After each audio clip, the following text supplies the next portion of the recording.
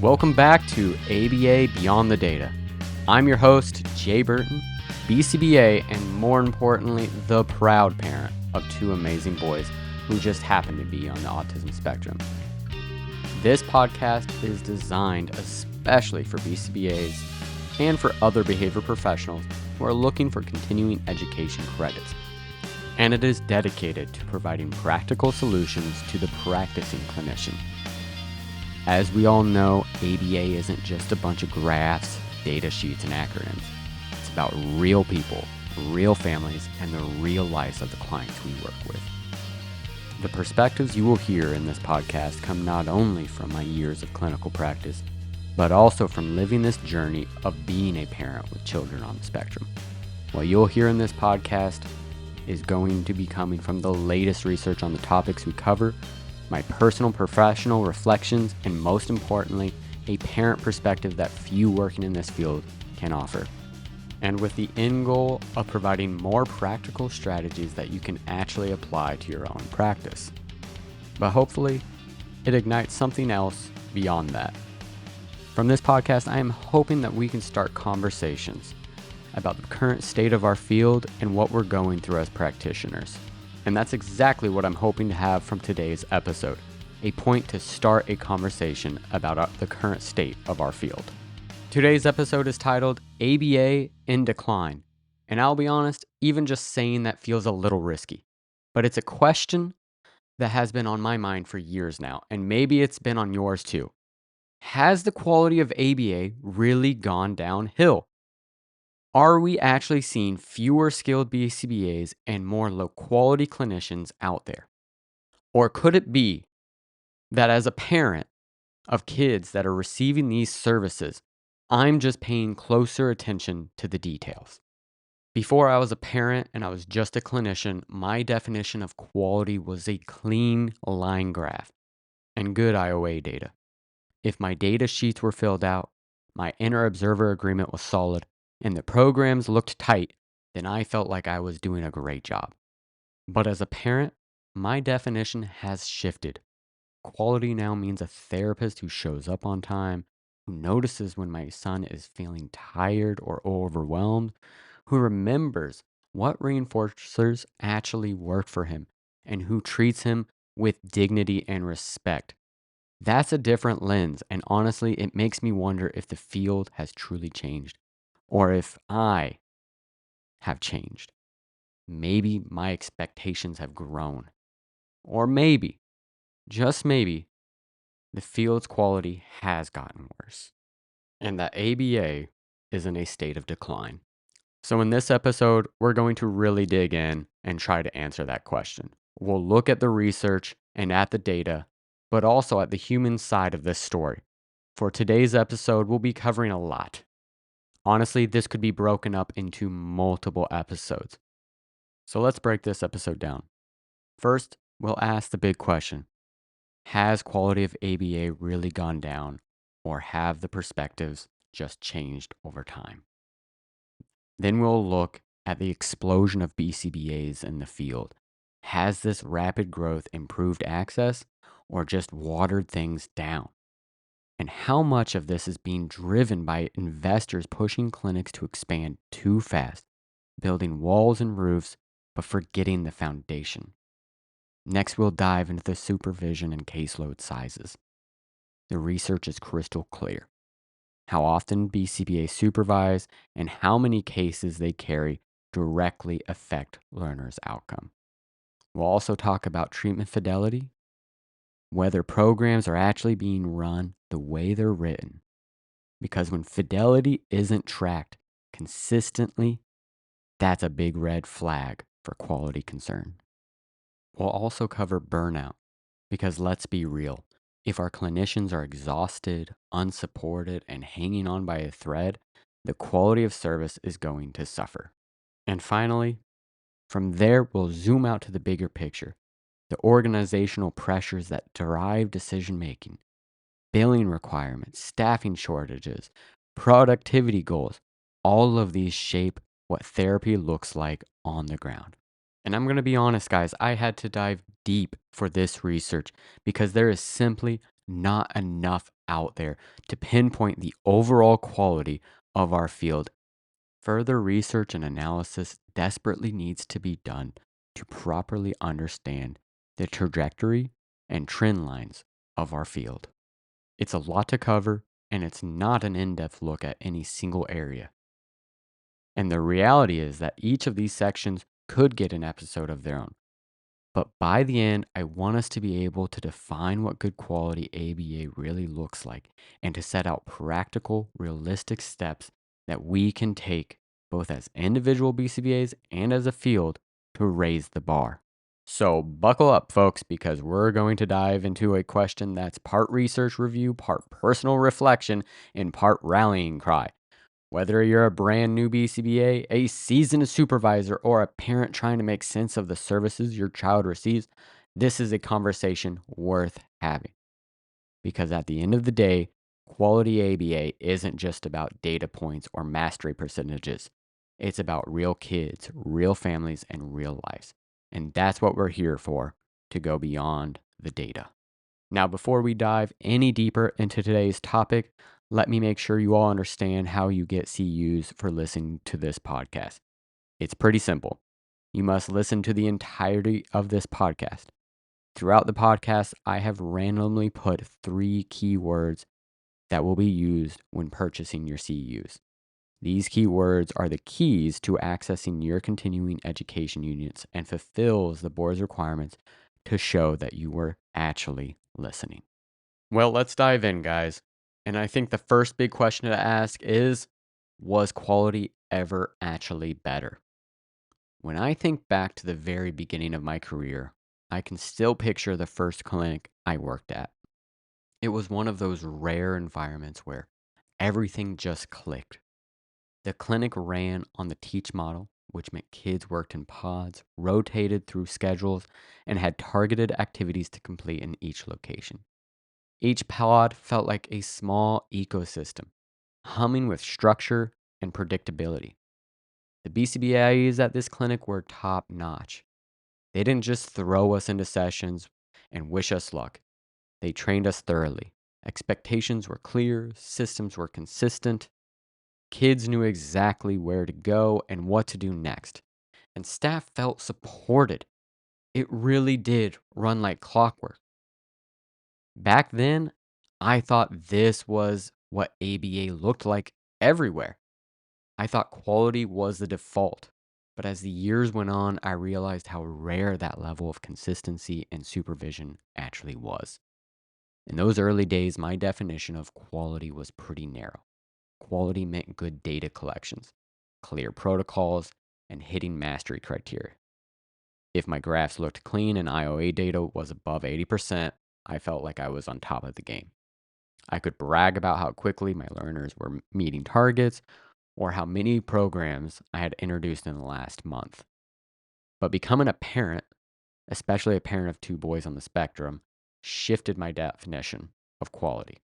Now, quality isn't about how pretty the graphs look, it's about trust and consistency and dignity. It's about whether my child's therapist actually notices when he's tired, whether they understand his reinforcers, whether they can tell the difference between needs a break and trying to get out of table time. I used to think quality was having plus 80% on fidelity checks. Now I think quality is making sure my kid's therapist remember to bring the dancing Mickey Mouse toy because if they didn't, the whole session might be sunk. So here's the $1,000,000 question. Has quality in ABA actually declined? Or am I just noticing it more now because my perspective has changed? And then there's the other possibility, the one that's hard for me to admit. Maybe quality hasn't really declined at all. Maybe my perspective has just shifted. Maybe the reason I notice the flaws more now is because I'm looking at ABA through the eyes of a parent and not as a practitioner. Maybe those cracks, maybe those flaws were always there, and now they are being shined with a bright light on them, and I can no longer ignore the issues. As a BCBA, I see quality in terms of procedure, fidelity checks, prompt hierarchies, mastery percentages. As a dad, I see quality in terms of relationships, consistency of staff, whether the therapist genuinely cares about my sons, and whether they treat them as a whole person instead of just a collection of targets. And here's the thing, those two definitions don't have to be at odds. Good ABA should meet both standards. It should run with precision and integrity, and it should honor the learner's humanity. But in practice, those two sides don't always align. So has quality really gotten worse? Maybe. The growth of the field, the lack of universal safeguards, and the pressure of the service industry all point in that direction. But either way, the question is worth asking, because whether the field has actually declined or whether my perception has sharpened, the outcome is the same. We need to talk seriously about what the quality looks like in ABA today and what it needs to look like tomorrow. And the most obvious place to look first for this issue of quality, at least in my perspective, is the rapid growth of our field. Organizations are popping up left and right. The demand for BCBAs has exploded, and the number of credentialed analysts has skyrocketed in the last decade. The BACB has reported year after year exponential growth. More BCBAs than ever are entering the field, which is great for access, but more doesn't always mean better. When you look at the BACB's most recent employment report, one number jumps right off the page: a 58% increase in demand for behavior analysts between 2023 and 2024. 58% in 1 year. That's not just growth, that's an explosion. And growth at that pace comes with a cost. Anytime a profession expands this quickly, quality controls become nearly impossible to maintain. We've seen this before in other fields. Look at teaching. In times of teacher shortages, states create fast-track certification programs. Schools hire people without enough training, and classroom quality takes a hit. Or look at nursing. During shortages, hospitals turn to traveling nurses who may be excellent individuals, but can't always provide the continuity of care patients need. ABA is in the same boat. We've rapidly expanded our workforce to meet skyrocketing demand, but we haven't built the systems to guarantee quality across the board. It makes sense that when you grow this quickly, safeguards for quality can lag behind. The BCBA exam rates have actually fallen in recent years, which could be read two ways. Maybe it's harder to get certified now, or maybe we've stretched our training infrastructure so thin that candidates aren't being prepared at the same level. We've increased practicum hours, yes, raised coursework requirements, sure, and expanded unrestricted fieldwork expectations. But that is all at the practitioner entry level. But what about safeguarding quality at the clinic level? From a parent perspective, I can tell you, access doesn't equal quality. More clinics in your city doesn't automatically mean your child will get good services. It might just mean you have more choices between inconsistent ones. Organizations are popping up left and right, often backed by investors who see ABA as a growth industry. And here's what concerns me.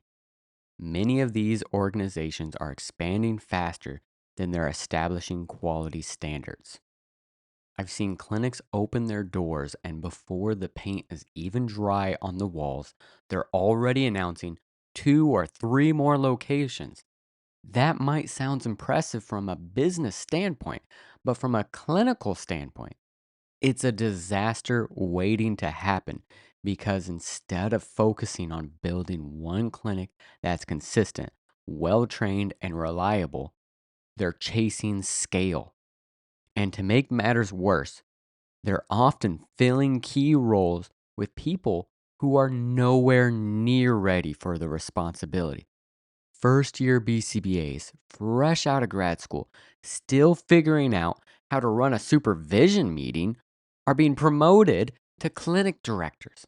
I'm not exaggerating. You can go on Reddit and find posts from brand new BCBAs panicking because they've just been told they're in charge of supervising 20 RBTs and writing treatment plans for every kid in the building. Because every other BCBA has got up and left, and they're terrified to leave because they don't want to abandon their clients and break the ethics code. These are clinicians who should be getting mentorship, not running the ship. Instead, they're being thrown to the wolves. Companies are asking way too much, way too soon.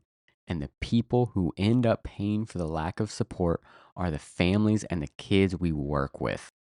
Now, we do have accreditation bodies that do accredit clinics, such as the BHCOE, that is the Behavioral Health Center of Excellence. But the fact is, there is not a single state that mandates that a clinic hold this or a similar certification, even though it should absolutely be part of the conversation at this point. I mean, just think about the number of requirements it takes to start a restaurant. It is honestly harder to start a restaurant than it is to start an ABA clinic. Hire a BCBA, do some credentialing, and you're basically done in most states. Think about that for a second. That should be terrifying to you as a clinician. The BHCOE should truly be the bare minimum requirement for clinics and not a mark of excellence. That is with all due respect to the BHCOE. I'm sure they would agree that if we made their requirements the standard and not the exception, we'd all be in a far better place. But without external accountability, the quality of clinics varies wildly from one company to the next. Shoot, it varies in quality across clinics that are at the same organization. Now, some states are starting to take action. For example, Illinois recently moved to require that all ABA clinics be owned by licensed behavior analysts, and they are not the only state that has or are moving in that direction.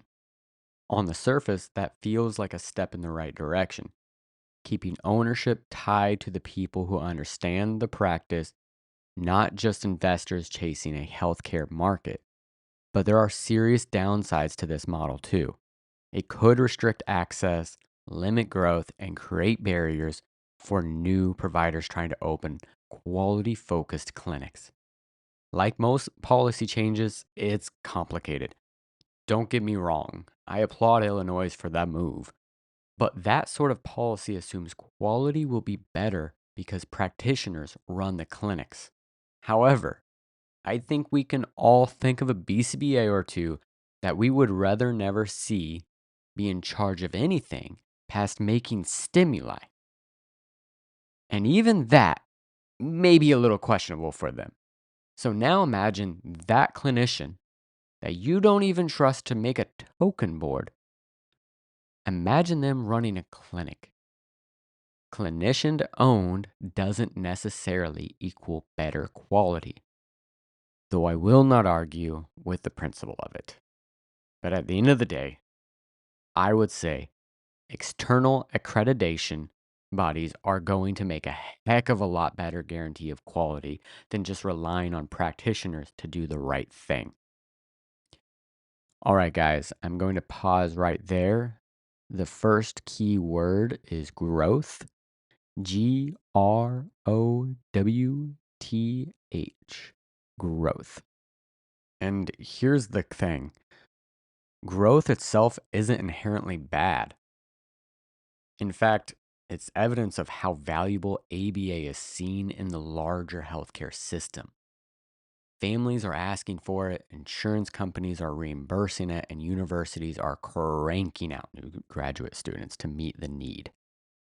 That's all good news in one sense, But when growth outpaces infrastructure, chaos fills the gap.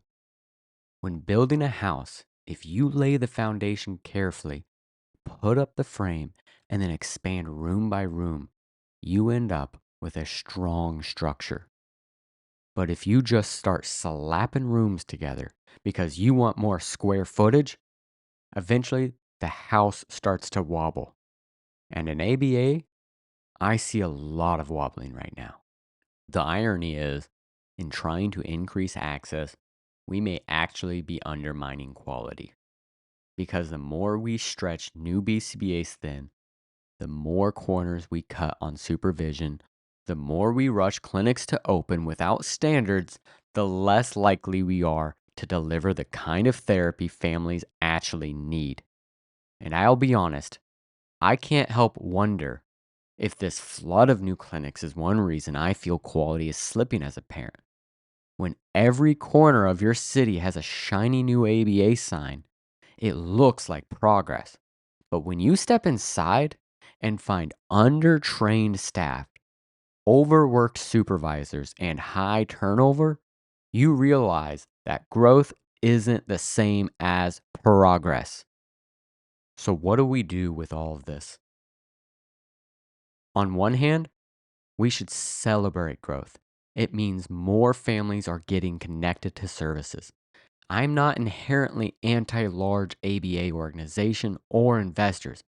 I believe that they have a role in our field just like large hospital chains have a role in healthcare. But on the other hand, we need to be honest about what this growth cost us in terms of quality, because quantity without safeguards is just expansion for expansion's sake. So, what can be done about this? Obviously, states and insurance companies can and should be placing some sort of credentialing requirements on clinics. I think that is the first and obvious step. You have to get certified before you open a daycare, and you sure as hell should have to get certified by an external organization before you open an ABA clinic. Maybe that is the BHCOE, or maybe that is a state run organization, but it should be someone that is checking that services that are being done are of at least the minimal requirements and expectations and standards, and that these clinics are safe, clean, and comfortable for the kiddos that they are serving. Okay, and that brings me to the next piece of the puzzle: supervision and caseloads. Because at the end of the day, that's where rubber really meets the road. How many learners a BCBA is responsible for, how much supervision they can provide, that's what predicts outcomes. Supervision intensity is what makes the difference between good ABA and watered down ABA. And this is backed up strongly by research. Unlike the last section, in which there is honestly just not enough information to make true and accurate statements, supervision can clearly define quality outcomes. Back in 2016, Dixon, Bergstrom, Smith, and Tarbox published a study that's still one of the clearest pieces of evidence we have on this issue. They looked at archival data and found that the number of supervision hours, the type of credential the supervisor held, and the size of their caseload all predicted how well children acquired new skills. In other words, if supervision intensity was low, outcomes were worse. If caseloads were too high, kids didn't make the same gains. Fast forward to 2023, and Kranak and colleagues published a systematic review on supervision and behavior analysis. What they found was, well, kind of messy. The way supervision is delivered is all over the place. Dosage varies wildly. Some BCBAs provide intensive, structured oversight, while others only drop in occasionally. And there are still huge gaps in research, especially around what best practices supervision should actually look like. But even with those gaps, the takeaway is clear: low supervision intensity leads to worse learner outcomes. That's not just a hunch, it's evidence based. And let's talk about what that looks like on the ground. Because from both a professional and a parent perspective, I can tell you if your BCBA has 20 clients, your child is not getting quality supervision. I'll be honest, if they have 15, they're probably struggling. Think about it.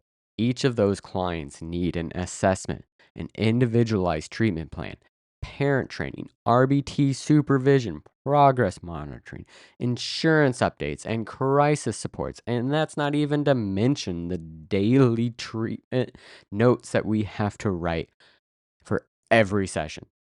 There are only so many hours in the day. Honestly, if you're forgetting your clients' names, you don't have a caseload. You have a small zip code. And I've met BCBAs who could basically apply for their own postal code at this point. High caseloads mean lower quality care. When a BCBA is stretched too thin, supervision becomes reactive instead of proactive. They're just putting out fires instead of thoughtfully programming. Programs get copy and pasted instead of individualized. Treatment plans become templates, and the kids in front of us, the actual learners, get lost in the shuffle.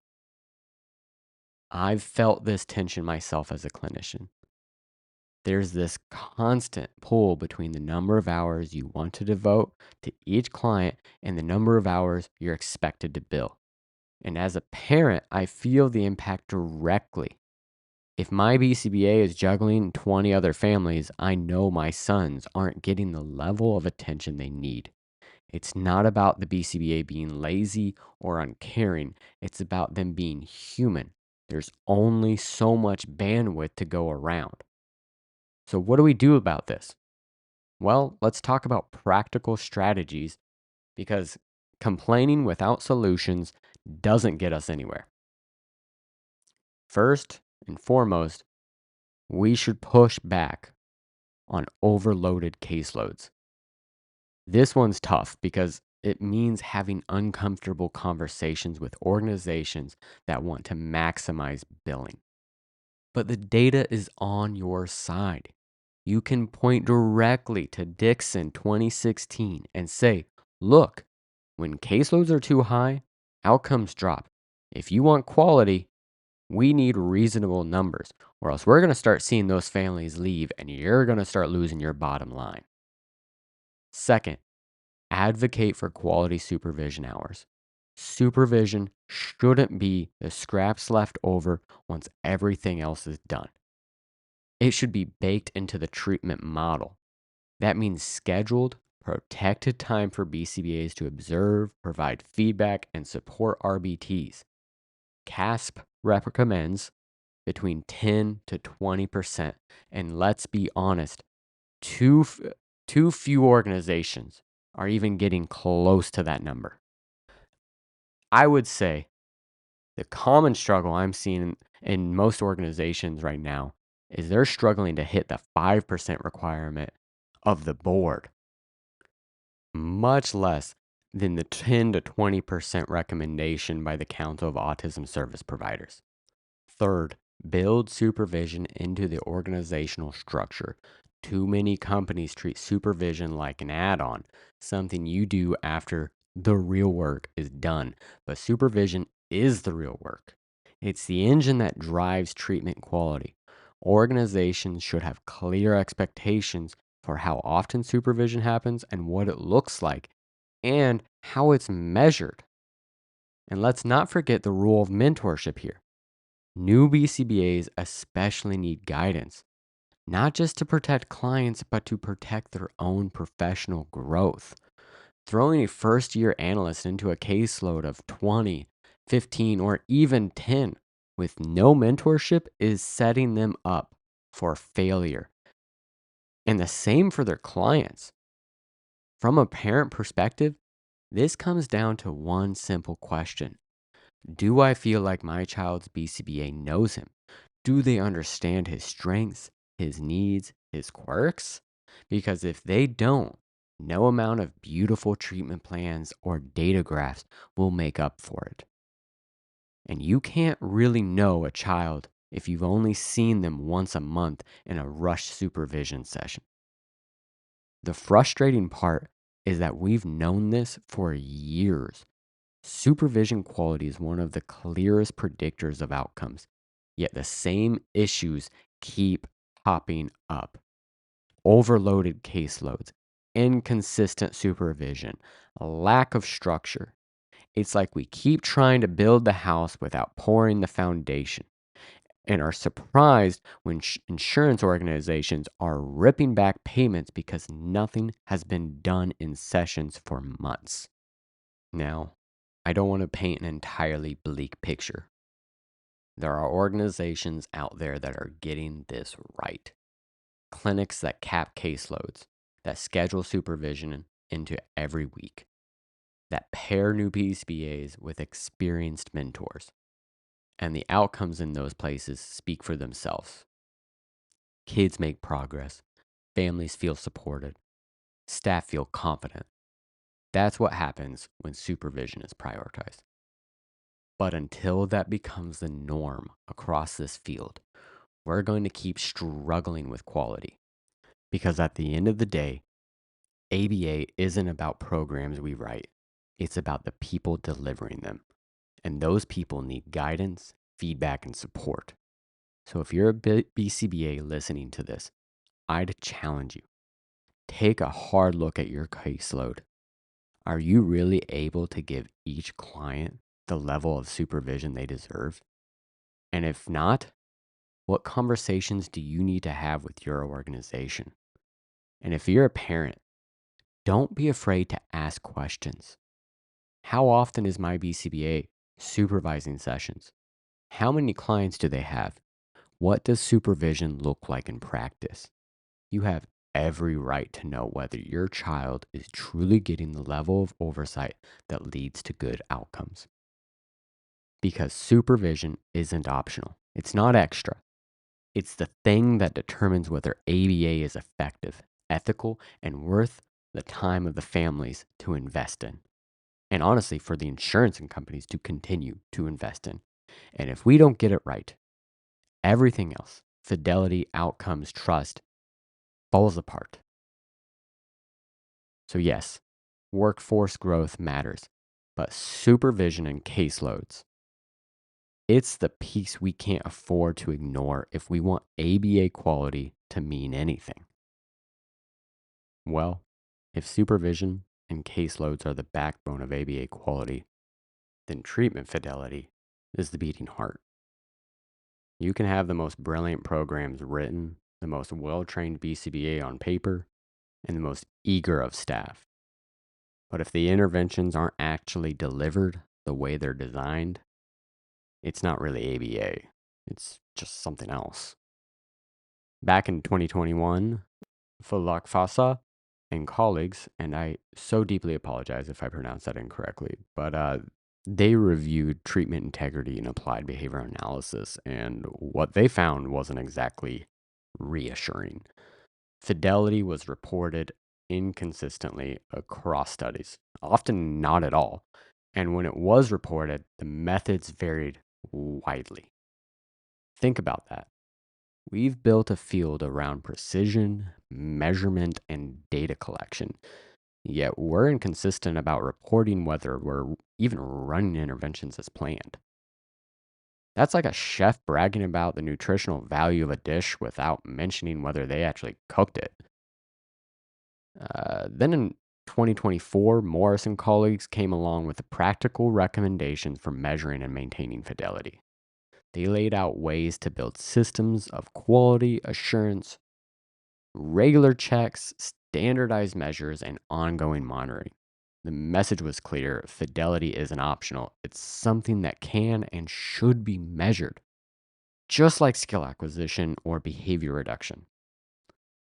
But let's step away from the journal articles for a moment and talk about what this looks like in real life. As a parent, I've lived the chaos of inconsistent fidelity. Imagine this: 3 different RBTs all running the same program 3 different ways. one prompting immediately, another waits 5 seconds, and the third just realized it was listener responding and not imitation. My child is left confused. I'm frustrated. And the data that's being collected by the BCBA, it's completely useless. That's not ABA. That's an interpretive dance. And listen, I enjoy a good dance performance. Don't get me wrong. My wife makes me watch Dancing with the Stars, but it doesn't belong in my kid's therapy session. If 3 therapists run the same program 3 different ways, congratulations. That's modern art, not behavior analysis. The scary part is that this happens more often than we'd like to admit. Fidelity slips when staff are rushed, when supervision is stretched thin, or when systems aren't in place to monitor it consistently. And the impact isn't just on data, it's on the learner. Inconsistent implementation means the child doesn't know what to expect. And that unpredictability can increase frustration, decrease learning, and even lead to challenging behaviors. All right, guys, we're going to pause again. The second key word is quality. Quality. Quality. So, how do we fix it? Let's talk about practical strategies. First, regular fidelity checks. This means more than just dropping into session once in a while. Fidelity checks should be a structured part of supervision. Direct observation is essential and it doesn't have to be punitive. Fidelity checks can and should be framed as professional developments, not as gotchas. 2. Train supervisors on quality assurance systems. We can't assume every BCBA naturally knows how to build a fidelity monitoring system, especially since the research is showing that it's inconsistently being used, if being used at all. So supervisors need training on what to do and what to look for, how to measure it, and how to give constructive feedback. That means organizations should invest in training. They should invest in training the BCBAs to make sure that they know what to expect and how to use these systems. They shouldn't just be expected to figure it out on their own. Because let's be honest, supervisors are already juggling enough. If we want them to prioritize fidelity, we have to equip them for it. I've seen this done in multiple different ways. One of the easiest ways for large organizations to implement it is monthly checklists, even though you could implement it on a weekly or per supervision checklist monitoring as well. This is not a perfect system, but it is absolutely in the right direction. The last option, and I would say the least effective, but at least it's something, is to build fidelity into session notes. This is one of the easiest fixes, and yet it's just oftentimes overlooked. Fidelity checks can be incorporated directly into the documentation systems that you're using. For example, session notes can include prompts for the BCBAs to report whether the program was being followed as written, and supervisors can review those reports for patterns that are developing. It's not perfect, but it builds accountability into the daily workflow. Another easy one is a self-reporting system. This could be something formal, such as an internal communication system which your organization sets up, or it could be something much less formal, as building a culture around being okay with not knowing everything. If staff are regularly being punished for not knowing how much to run or how to run an intervention, then of course they're not going to self report that they haven't been trained on an intervention. It's better to build a culture that has the thought of, I would rather not run a program I have not been trained on and risk running it incorrectly. This flies in the face of what many BCBAs are telling their staff. They are telling them, just read the intervention. It's just like the other programs. You can run it. The key is that fidelity can't be something we hope is happening. It has to be something we measure, monitor, and support. Otherwise, we're just crossing our fingers that the interventions are being delivered correctly. And that's not good enough for a field that prides itself on evidence based practices. From a parent perspective, fidelity isn't about percentages on a graph. It's about whether my kid's getting consistent learning experience.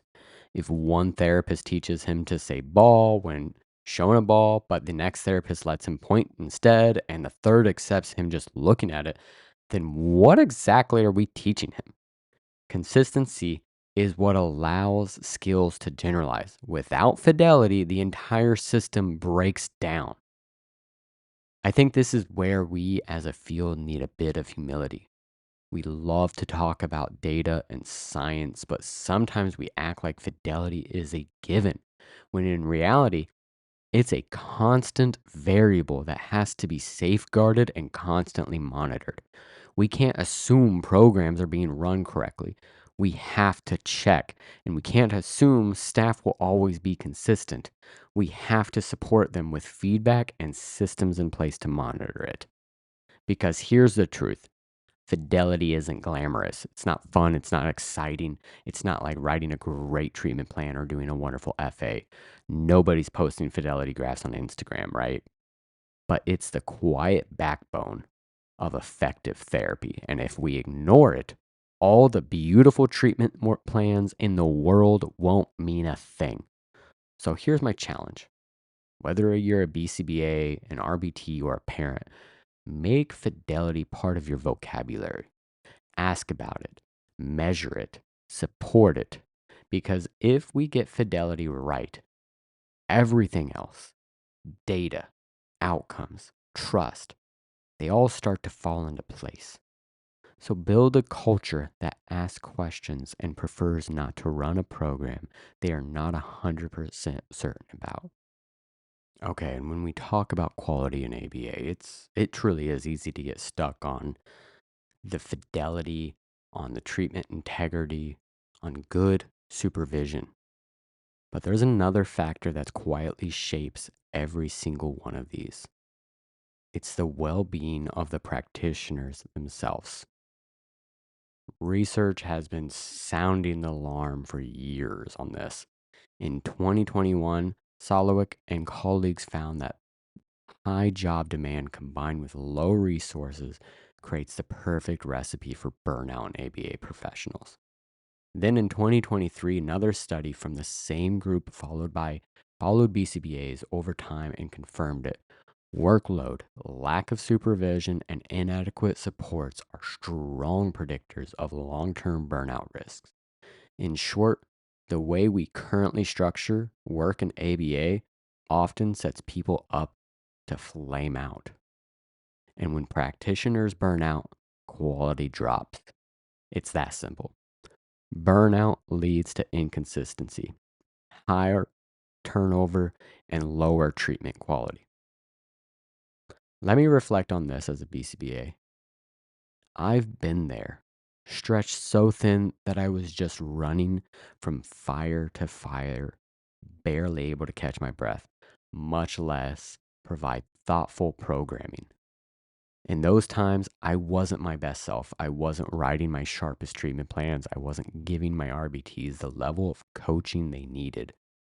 And I wasn't fully present with the families I was working with. And I hated that feeling because I knew the kids were missing out. And as a parent, the ripple effects of burnout are glaring.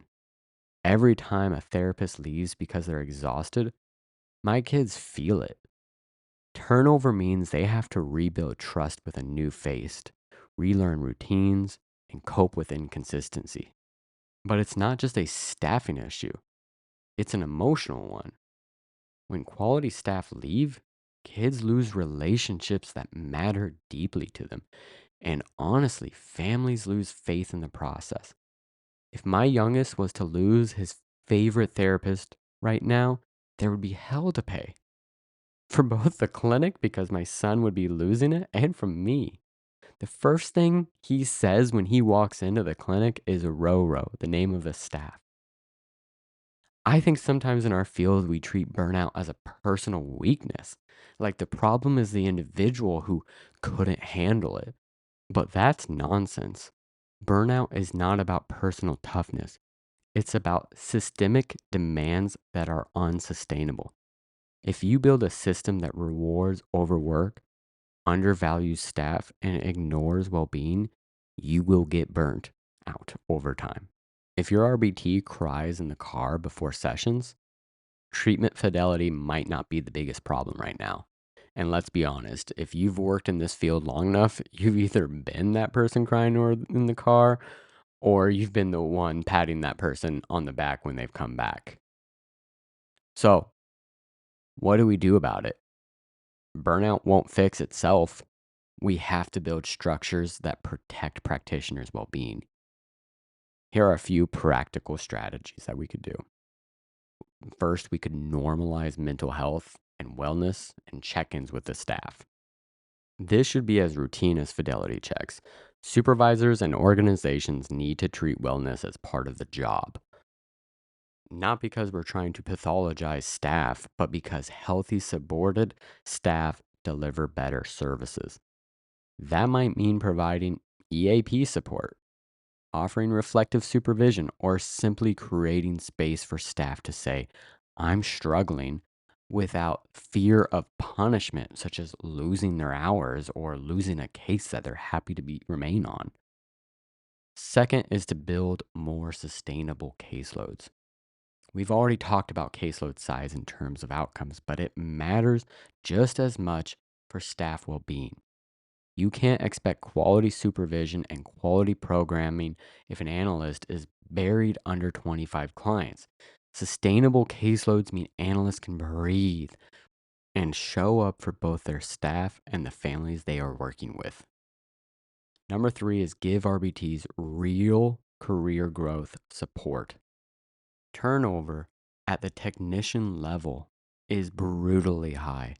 And part of it is because RBTs are often treated like disposable labor. If you want to keep them, you need to invest in them. That means offering ongoing training, creating advancement opportunities, and paying them a living wage. When RBTs feel valued, they stay. And when they stay, kids get consistency, which is the cornerstone of quality. The fourth strategy is redefine productivity. We need to stop equating productivity with billable hours and start equating it with outcomes. Productivity should also include staff training, parent coaching, and professional development. When organizations only reward direct billables, they create an incentive structure that burns people out and erodes quality. Here's the big picture. Burnout is not a side issue. It is a quality issue. A burned out BCBA can't provide good supervision. A burned out RBT can't deliver consistent sessions. And a burned out parent can't keep fighting the system for their child. If we want to improve the quality of ABA, we have to take practitioner well being seriously. Because let's be real, this work is hard. It's emotionally draining, physically demanding, and oftentimes thankless. But it's also incredibly meaningful. And if we want people to stay in it long enough to make a difference, we have to give them the resources and support they need to thrive. As a parent, I'll say this plainly. My kids deserve therapists who are present, engaged, and cared for, not therapists who are one tough week away from quitting. Quality for my sons depends on the quality of life for the people working with them. So, yes, burnout is a personal experience, but it's also a systemic problem. And until we address it at the system level, quality in ABA will always be fragile. And talking about system level, what about the policies and procedures that are upholding these organizations? Silbo and colleagues in 2021 wrote a really interesting conceptual analysis of ABA service industry. Their point was this: quality in ABA isn't just shaped by science or the training of the clinicians, it's shaped by the environment in which services are delivered. And in our field right now, those environments are dominated by billing requirements, staffing shortages, and productivity pressures. Think about it. Organizations have to meet billing targets to survive. They need to staff cases as quickly as possible to avoid losing referrals. They have to prove productivity to investors or corporate owners. And those contingencies, the ones pulling the strings behind the scenes, often don't align with best clinical practices. That leads us to big questions. Are organizational contingencies aligned with quality or with profit? And if we're being honest, too often it feels like the answer is profit. Let me reflect for a moment here. ABA has in many ways become a business model. Now, there's nothing inherently wrong with that. We want services to be sustainable. We want providers to get paid. We want families to have access. But business contingencies don't always reinforce best practices. In fact, they often reinforce the opposite. Take productivity bonuses, for example. This is a common thing in ABA where if you reach a certain number of hours billable, you get a bonus. And that sounds fine until you realize that analysts are incentivized to pack their schedules and to not focus on the activities that might not be billable, such as staff training or making materials for better fidelity checks. And let's be blatantly honest here. It also incentivizes the BCBAs to lie or inflate the number of hours that they are billing. And the amount of time we spend on billing and insurance documentations, don't even get me started. If you spend more time justifying billable units than planning therapy, you're an ABA industry. You're not in an ABA practice. As a parent, I feel this deeply when my child's therapy is shaped more by scheduling software and billing codes than by his actual needs. I know the system is broken.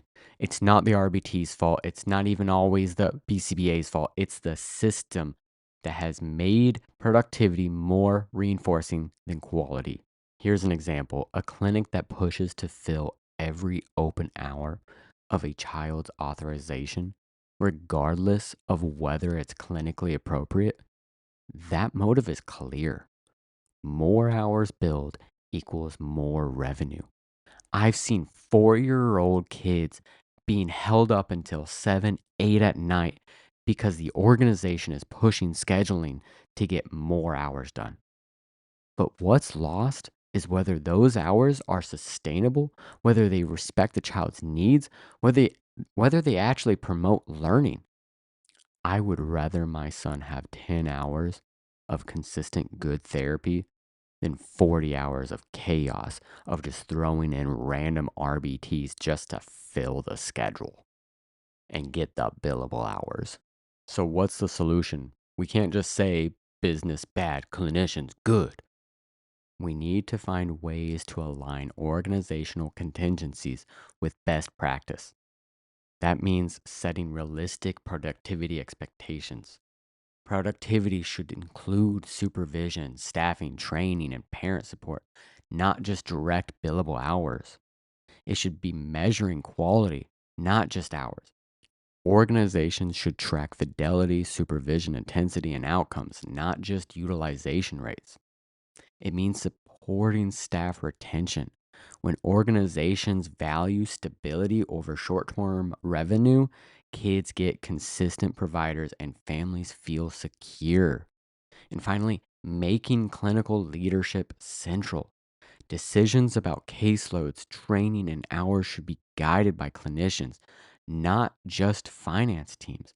And I say this not just as best practice, but as a warning as well, because as we see in Illinois, if we do not start moving to this decision making model of having clinicians at the center point, states and government entities are going to start taking action to do it for us. All right, guys, I'm going to pause right there. The third and final word is systems. SYSTEMS. Systems. At the end of the day, we can't separate ABA practice from the contingencies that shape it. If those contingencies are aligned with quality, if organizations reinforce supervision, fidelity, staff retention, then quality flourishes. If those contingencies are aligned with profit, then quality becomes an afterthought. And that's the real system level concern. We're not just fighting for good BCBAs or well-run programs. We're fighting for structure that makes quality the most reinforcing outcomes. Because until we do, families will keep paying the price and kids will keep bearing the brunt of a system that values billing over dignity.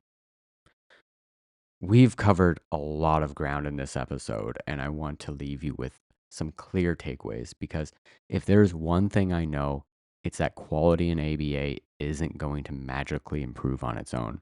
It takes awareness, accountability, and action from all of us. So here are the big points I want you to carry forward. First, growth without infrastructure leads to diluted quality. The explosion of BCBAs and clinics has given more families access to services, but without safeguards, standards, and systems, access doesn't always equal good therapy. Second, supervision and caseloads predict outcomes. This isn't speculation, it's in the research. High caseloads and low supervision intensity means poorer learner outcomes, period. Third, fidelity has to be checked and standardized. We can't assume interventions are being delivered consistently. Fidelity is the backbone of ABA, and if we ignore it, the whole system wobbles. Fourth, burnout is real, and practitioner well-being shapes quality. Burned out clinicians can't provide their best work. If we want kids to thrive, we have to take care of the people working with them. Fifth, organizational contingencies matter. If the reinforcers in your clinic are tied to profit rather than practice, then quality becomes an afterthought. The system itself has to make quality the most reinforcing outcome. None of these fixes are rocket science. They're practical, evidence-based, and doable, but they require us to value quality over quantity, people over profit, and sustainability over speed. But it takes clinicians like you to speak up. One of my favorite quotes comes from Dr. Seuss's The Lorax. Unless someone like you cares a whole awful lot, nothing is going to get better. It's not. That sums up exactly where we are. Quality isn't going to get better because we hope for it, or because we complain about it on Reddit, or because we cross our fingers that the next graduates will magically fix things. It will get better because we care enough to make it better. As I close out this episode, I want you to remember this. Every one of us, BCBAs, RBTs, parents, clinic owners, has a role to play in shaping quality. We don't have to wait for some national policy to change or for the BACB to rewrite the code. We can start making choices in our own organizations, our own supervision, our own advocacy. I'm Jay Burton.